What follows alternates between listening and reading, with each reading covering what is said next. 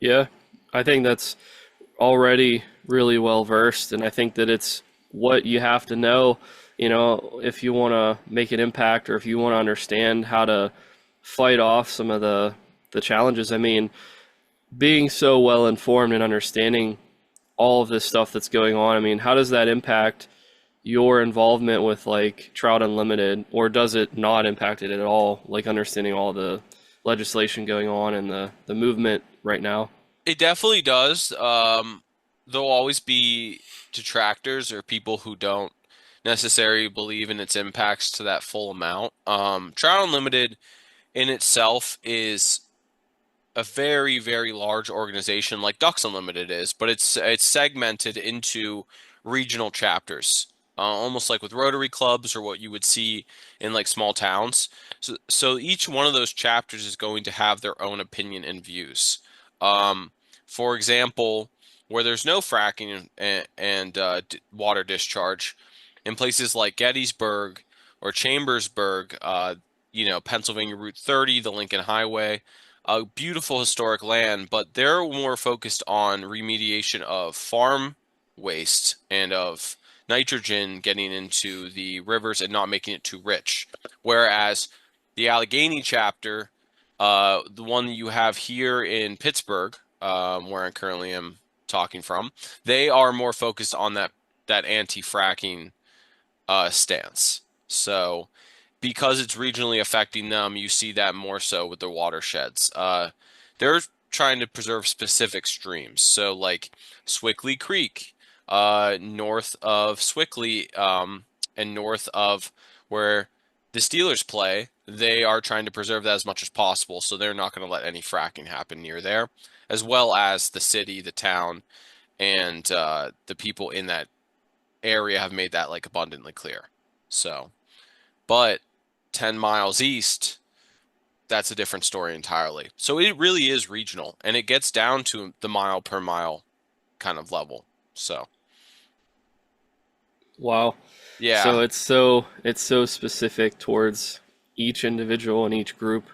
Yeah. Now the Forbes Trail, where the Ligonier Valley is, their number one concern isn't necessarily fracking as much as it is what we refer to as AMD for environmentalists, but what is generally known as acid mine drainage, which I'm sure you've heard of through like flying drones and surveying land sites. There was just so much industry back in the day in the Ligonier Valley that now they have to kind of clean that up later on. And there's in many cases, no one owns those mines or haven't owned those mines for 50, 60 years. So the legal question is who do you come after? Their grandkids who may not have any standing to that mine or have profited from it, or do you just work on remediation and cleaning it up yourself, which does take money and effort and time. So, and that's what people have to weigh as our country ages in general. So, I have a hot take on that. I think that what we should do is we should charge a tariff on the fracking and put that money that we get. Obviously, it yeah. wouldn't be like a. I guess you can call it. It would be an in-state tariff or something, in-country tariff, not oversea tariff or like country to country. But we should charge some kind of a tax towards these businesses that want to kind of do something very similar to the lands. So that way we can clean up and we can take on AMD and other situations and prevent things that could happen. And even if we can't prevent them, try to have a way to mitigate them, even more so than what we do now. I don't know if Mm, something like that exists, but I mean that's kind of a hot take that I would have is I would want to see people fighting to raise that money, especially if we can't get it through grants because stuff is really up in arms right now about that. Is it possible that some of that money comes from business, big business? I like the concept a lot. I think in Pennsylvania we see uh, in the fracking industry a big argument for pro-fracking is that it brings in money towards Pennsylvania to do things like that, which is not the general case with taxes on those businesses. And additionally, the secondary argument I hear a lot is, oh, it brings in jobs, right? So you have more taxpayers, you have more people working in the state. That is true. But if you look at nationwide statistics of hydraulic fracturing companies and natural gas firms, almost 8/10, and that's conservative. Sometimes in some industries and some companies, it's 90% of those workers are coming from the Southwest and the West, such as Texas, Oklahoma, and they are working here. And while they're using our hotels and other businesses that result and enjoy that kind of infrastructure boost, they are not Pennsylvanians by nature. So it's um, you kind of have to take raising funds in your own hands that way, whether it's through the state doing tariffs like you're mentioning, which would be great, or some type of tax after extracting a certain amount out of the ground, maybe for larger fracking pads or larger pads.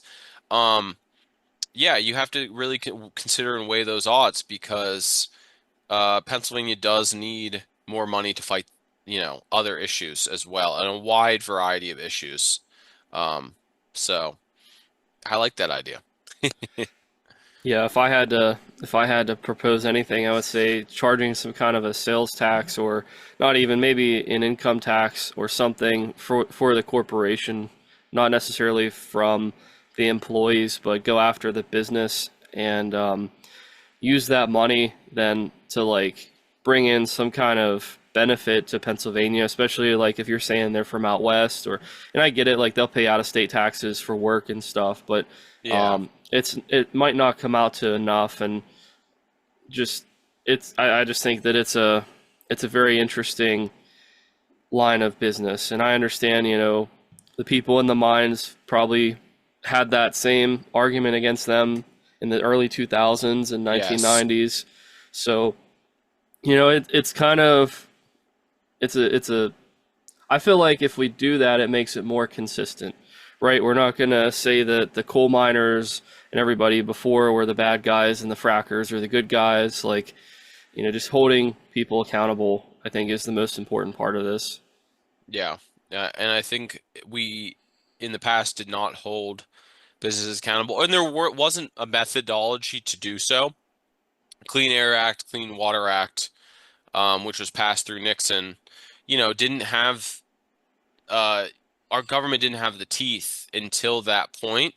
And so when we see these old AMD sites, you kind of get a feeling that, hey, at the time they were polluting, people let them go because of job employment in small towns, right? These entire towns would be based on the mines themselves, right? So you don't want to scare away the town by no longer having a mine. But then the problem is, generations later, when everyone who was working that mine is long gone, our generation or the generation after us has to take charge.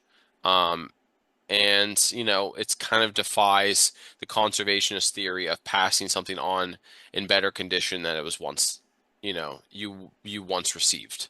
So yeah, you can't do that. And I think at the end of the day, it's just going to take people um, in their communities either getting sick physically or tired mentally of this issue and pursuing it.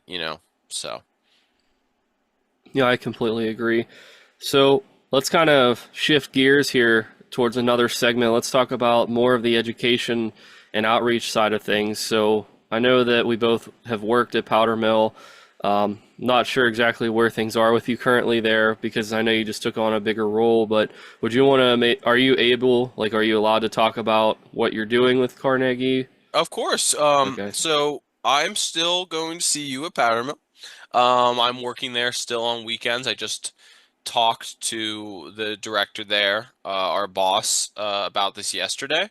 So I'll still be working there on weekends, which is great. But the Carnegie Museum of Natural History, which was founded by Andrew Carnegie in the late 1800s, is based out of Oakland, PA, in Pittsburgh, and is still running programs, um, both in science, um, STEM-based activities, and history to the general public. Now, what's really interesting and what's really cool is that they're entomologists and insect PhDs from both Ligonier Valley, where Powder Mill is, and the museum itself are actually different scientists.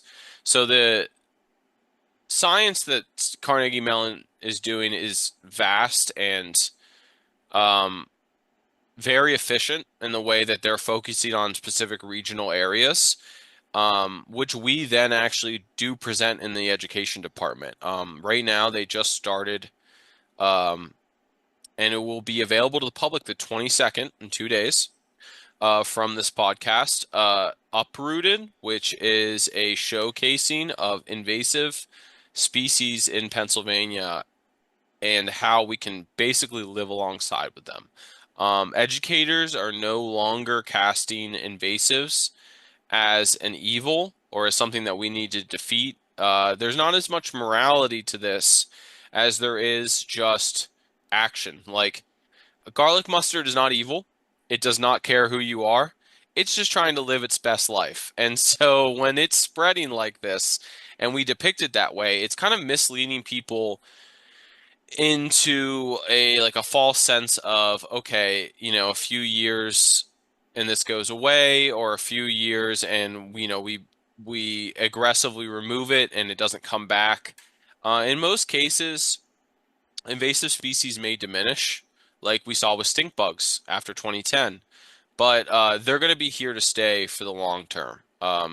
Sorry, spotted lanternfly haters out there. It's going to be here for a while.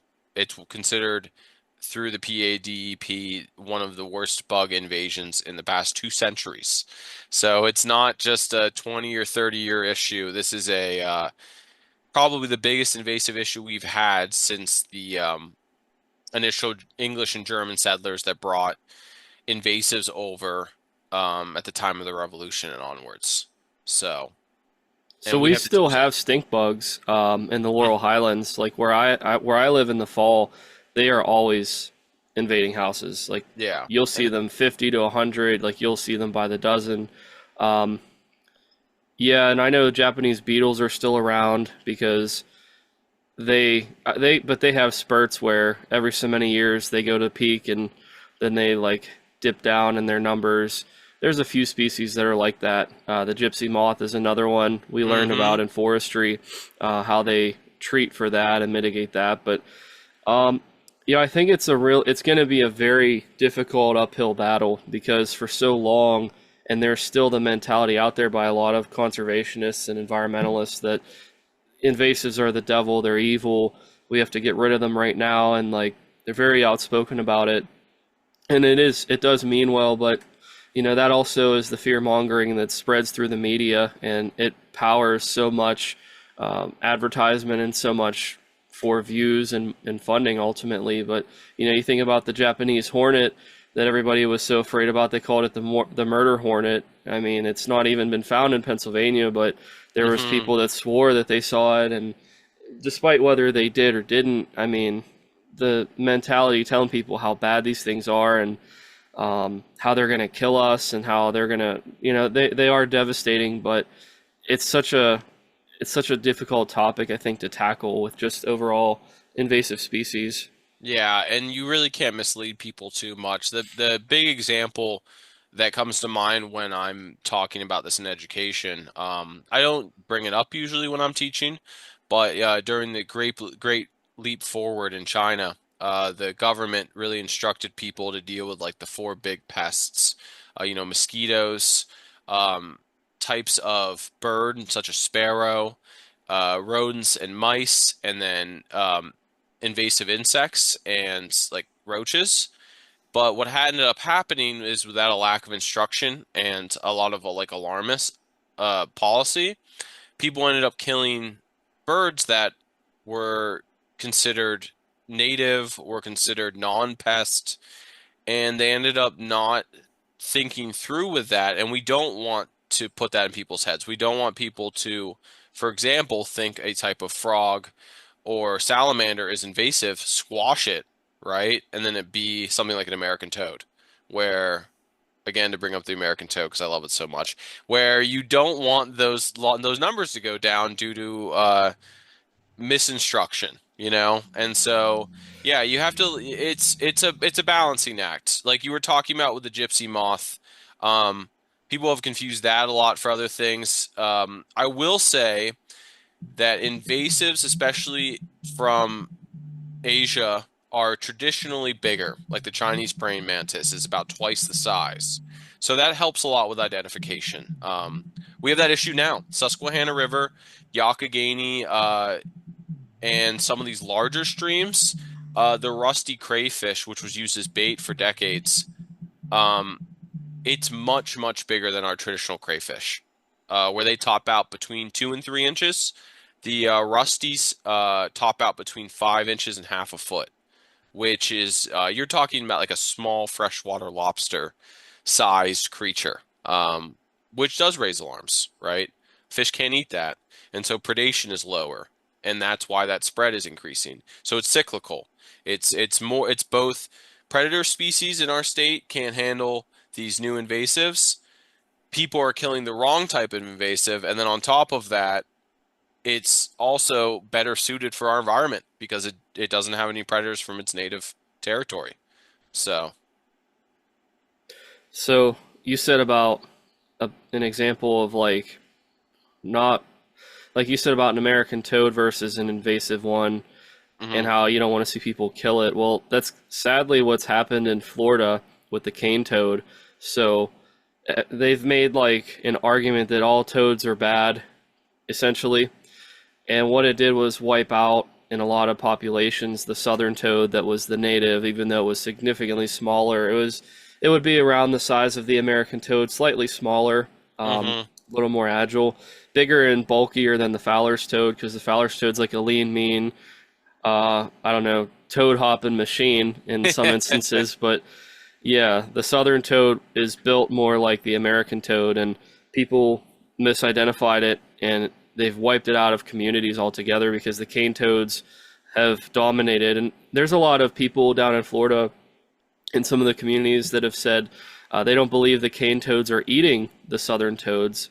It's that people are wiping them out because for some reason the cane toads are not preying on as many of the amphibians as they had once thought. But again, that's observational data, that's not scientific. So it could be certain communities, maybe the cane toads don't have the option or they just don't care, or that really is a thing. The cane toads are not necessarily amphibian eaters. But then you have another invasive, the Cuban tree frog, that is a reptile and amphibian specialist where it hunts down. So it gets a little bit bigger than the cane or than the southern toad. So, Mhm. are they eating juvenile and subadult southern toads? I mean, could be, but yeah, that's a real threat and a real concern, and that's why it's a good thing that we haven't had something like that take place in Pennsylvania with our native amphibians. But I Mhm. know that we have the issue of the Italian wall lizard and the house gecko in the southeastern part of the state, but nobody really is worried. Like that, it's kind of funny, we talked about invasive species, but nobody really cares, to be honest, about the Italian wall lizard. Like it's not really impacting anything. So Yeah. it's just kind of funny. Obviously, it has to be impacting something, but Mhm. lizards are so far and few in Pennsylvania that it's just like surprising to see that something could establish. And to your point about um their ability to do destruction and damage, right? Like lanternflies are still being studied for the long term. In 2019, Penn State did a study saying that they were destroying up to tens of millions of dollars of crop, upwards of 50 million, which I think is a pretty high estimate. Um, but what ended up happening was they ended up affecting grapevines and agriculture, such as apple trees and stuff like that, more so than what we thought of as our like national forest up in Cooks or like our actual tree growth and forestry growth. So, we as humans can only properly predict certain factors about a species, but we're not going to be able to predict exactly where it goes, how far it goes, and at the end of the day, that's a job for federal agencies. such as the NOAA, funny enough, oceanic and atmospheric, they do and have tracked bug swarms and the ability of certain invasives to fly per day, which I think is fascinating. The stink bug can fly much farther than the lanternfly. The lanternfly, as you probably know, or anyone who on this podcast who is watching this podcast who tried to step on one, they're actually terrible flyers. They freeze up if you come at them from the front, and they really can't fly more than, 10, 15 feet without having to land again, which does help keep their range into very like insular areas, which is why you see them along highways like the Pennsylvania Turnpike or along river systems like the Youghiogheny Rivershed and the Gap Trail, because they're getting there from humans, underneath cars. In fact, my with this fracking inspector position, I have to inspect my car every day for lanternflies before driving through Washington County into West Virginia. And that is required by the DCNR, that they actually put into a form into our iPads when we upload data. And so, yeah, you can see that there is mitigation. Um, and I guess the good news is that not all species are going to be as widespread as some of the ones we've had issues with in the past. So, Yeah, and it's been interesting to see how some of the native species are eating some of the invasives. So they do have a role now with, especially let's talk about insects, how there's such a decline in diversity and even just overall density of individual species of different insects. Loss of bees, loss of beetles, loss of all kinds of other creatures, macroinvertebrates, so much decline. So if we have the marmorated stink bug that is more abundant than, I don't know exactly the name of it, but it's a green native stink bug. hmm If it's out there, same thing with the lanternfly. They could potentially provide a service to fish and birds and amphibians that we're losing because we don't have the same density of insects that we once did. So, in some ways, we look at it as they are an evil, but in other ways, we look at it as they're going to help fill a niche that is very well needed. that's a great point. To segment that with what we were talking about earlier with riparian zones and with fish, the brown trout, it's from Scotland. It was stocked originally in Michigan in the 1880s. It is not native. They were never existed in North America, especially not in Pennsylvania. But after World War II, especially due to water pollutants, we lost a lot of our native brook trout streams. They're very sensitive. Their brook trout are even more sensitive than brown and rainbow trout. And so when they replaced these brook trout, they replaced them with brown trout, where these streams were dead zones. They were ecological dead zones. The brown trout started rising, eating the insects hatching off, and restored a type of ecological balance to the stream. And so, even within Trout Unlimited groups, a Trout Unlimited group in Ligonier, the Forbes Trail one, might disagree with the Trout Unlimited group at the Codorus branch, which is located in New York or Gettysburg, where that was a big draw in the 40s and 50s. You could get off a train in Carlisle, you could walk right down to the brook trout stream, and they lost that ecotourism, a very early version of it, and the brown trout brought that back along with ecological balance, and so they're defenders of that fish, even though that fish is considered a naturalized invasive. So that's a great point you made there. So. Yeah, there's a lot more that goes into it. We talk about that and how some species are going to be beneficial or they're going to provide a service. You think of other species that, are not going to, like the Asian longhorn beetle or in some cases, the Japanese beetle, hmm because it's almost indestructible in terms of like the amphibians can't really eat it. There's not a lot of reptiles that eat it in Pennsylvania because we don't have that many, like lizards.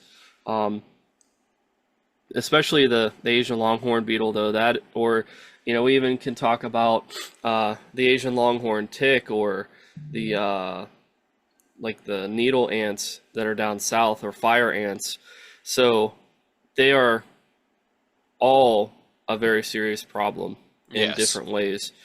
That is not providing a service. So it's very difficult because it's almost like it. We could even argue the differences between the brown anole that came from Cuba versus the Cuban tree frog, how one is causing green anoles to displace or potentially change their habitat tendencies versus the Cuban tree frog that is eating all of those. So Mm-hmm. like, and they're both well established. There's no getting rid of them. They're moving further north. Um, so like, how do we handle that? The Asian longhorn beetle is one that I think people have to defeat if they want to save the forest, because it will just completely wipe out. You can't save the tree at all. And Yeah. if they would spread, so like there are some species that are, I don't necessarily want to call them evil, but in terms of what we want to succeed, what we They're want to more see, monstrous than others. I agree. Like yeah, they ecologically swallow up more of the pie than they made. And I see that a good way to do that, I guess, segment into like how humans can resist that kind of invasive invasion, other than through politics or through like geopolitical action, is economics. A great example that comes to mind is green crabs. The green crab, traditionally European, came over here into the Chesapeake Bay. What you think of when you go to Baltimore or the Mid-Atlantic, the blue crabs, Old Bay, French fries, almost a cultural identity for people in Baltimore, is being displaced by the green crab, which people do not like the taste of.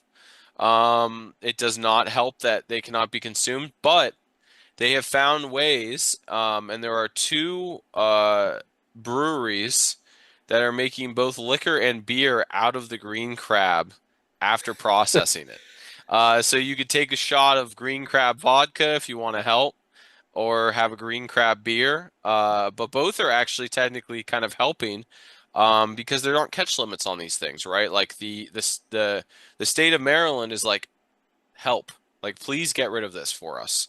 So you can do something if you can apply it to like a grander scale of consumption, and you can kind of feed consumption within that, ideal. I was just talking to Alex Selesky. He's an educator at Penn State's Shavers Creek Nature Preserve. He's an old uh, school buddy of mine. And he was telling me that the lanternfly, which produces kind of like a sappy dropping, it's like their literal honeydew. honeydew. Yes. They are now making honey from pollinators, from bees who have picked up on the honeydew and use that to make honey. And now people are starting to sell literal lanternfly honey, which apparently has a smoky taste to it. And Carnegie Museum, to tie this back into the new position I have, they are doing spotted lanternfly tests in the next month for the honey, where people are going to do taste tests, like blind taste tests of this honey compared to a base honey. You know what I mean? With nothing added or changed. So it's interesting. It's an interesting way to go about eliminating the problem, I will say. And I like the idea because it's innovative.